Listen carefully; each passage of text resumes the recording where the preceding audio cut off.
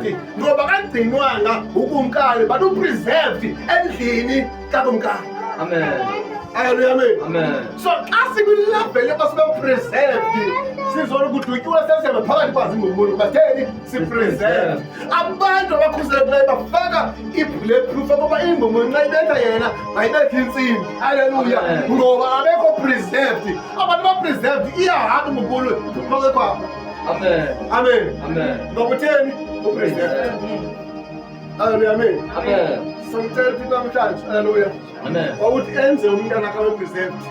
Amen. Haleluya, amen. Amen. Sizamcela uThixo namhlanje uthi umama wakho kwindawo yakho uyabe njani? Amen. Preserved. Amen. Simcela ukuthi utata nomntanakho wakho uyabe njani? Amen. Abe preserved. Umntana usesikolweni abe njani? Abe preserved. Sawenzela umntana sakho. Haleluya. Amen. Sawenzela umntana wakho. Haleluya. Amen. Samcela uThixo. Haleluya.